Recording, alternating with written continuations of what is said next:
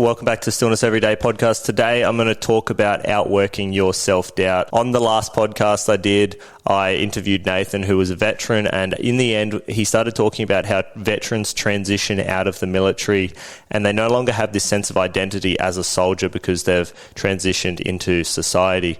And Nathan said that he actually doesn't like when people come up and ask him what he does for work, and a lot of soldiers actually get stuck on this. When you ask a veteran what they do, it creates like a bit of anxiety and depression for them because they don't know who they are anymore. Nathan actually said he starts responding with who he is as a person and what values he has and what morals he lives by. I kind of gave him a similar example to my life when people ask me what I do for work, and because I do a range of different things, like I'm a builder, I've studied architecture, I have the pottery studio, obviously do this podcast and help out with other businesses. I kind of can't just blanket statement what I am or who I am. I don't like to say that I am a builder and get caught up on the identity that I'm a builder and be known for that, because the attachments to an identity like that have consequences of not being able to grow is one of the main things, because I think people get stuck with, I know this, and like no one could teach me more unless they're more qualified than me in this field. So you kind of get stuck in, it's an ego thing where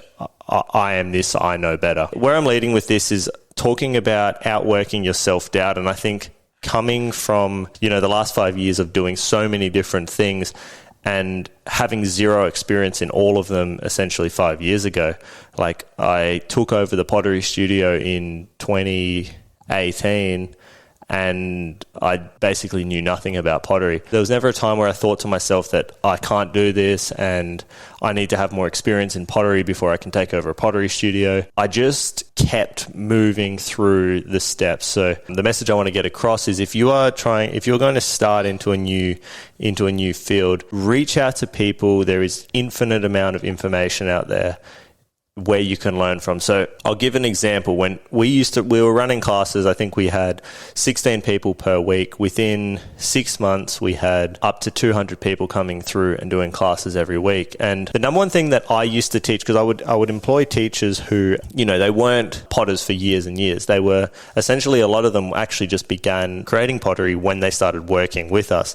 And the thing is, when you know something more than someone else who's never done it, you can teach them something. So that's where I think a lot of people get stuck, is they feel like they're not good enough to teach, when even if you've been doing something for 6 months, you're 6 months ahead of somebody else. To teach our classes, of course, they were only beginner classes, but you didn't necessarily need years of experience in order to teach someone what you've just spent the last year learning or the last 6 months learning. The same is applied everywhere in life. Even when I started building, I knew that my father was a builder. I knew that I had friends who were builders. I had old mates who were supervisors.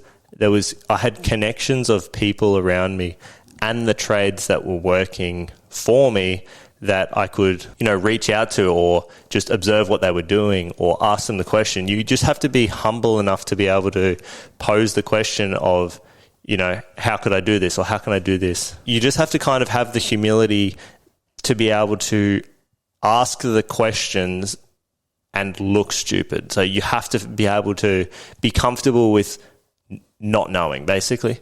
And I think that's the best thing, to be able to be comfortable with not knowing, or to be comfortable with people knowing that you don't know something, and then being able to show that you are willing to outwork everyone around you until you do know.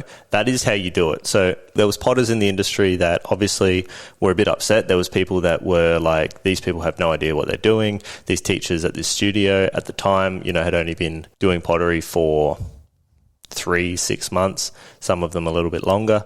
And I think they were getting a bit annoyed that there were so many people coming to learn at the pottery studio from people who weren't as experienced as the people who have done it for 20 years. Yet I was still comfortable enough in going to those people and reaching out and asking for advice, or getting those people to come in and help out, or going to places where I was wholesalers, where I was purchasing the equipment that needed, and asking them just the stupid questions that I should have already known, but being okay with knowing that I'm in this industry and I don't know what I'm doing. What I'm trying to get at is, having self-doubt is not going to get you anywhere, and shouting, I suppose, affirmations at a mirror every morning is also not going to get you anywhere. You want to be confident enough to move through those steps that I just explained and outwork your self-doubt. It doesn't take long. If you sat at, let's just have an example for pottery, if you came and did 1 month course and then you sat at that wheel for that entire month, you did the four classes that are designated for the course, and then you came in for the rest of the time and you did, say, 2 extra hours a week. So in the total, you might have done 12 to 15 hours of pottery. By the end of that month, you would almost be ready to teach a wheel throwing class to beginners, because you would have learned all the basics. You would have created enough confidence in yourself that you can center, you can wedge clay, and you can help people cone up and down and possibly open up and make a little mug or something. Within 1 month, if you're someone, let's give an example, you're working at Coles, you're packing shelves, you hate your job, you really are interested in pottery, you really want a job in an industry that you enjoy, and you realize it's only going to take 1 month to upskill yourself to be able to get a job like that. That is how simple it is to move into something, rather than just staying in a miserable cycle where you hate your work and you wish you could do something else, and you just think that you're not capable of it, etc., etc. You wish you'd studied earlier, blah, blah, blah. You tell yourself all these negative stories when you could just go and do the thing, and then within a month, you would be far better than you were a month ago. When I started building 5 years ago, I really didn't know much, and I knew a bit because I'd, kind of been around it, but I just continue to learn every day. I just want to,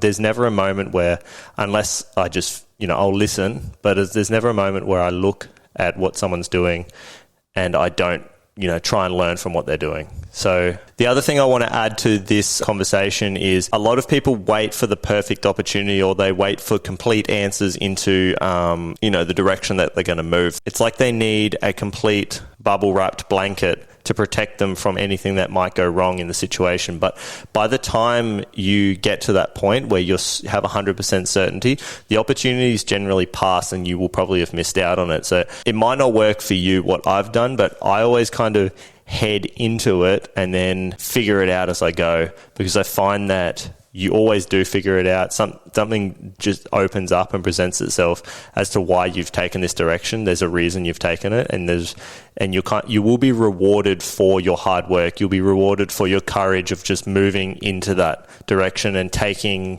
the first step into the path that you want to go on. You are capable of more. You are more than capable of learning skills if you get rid of your self-doubt and actually just do the work.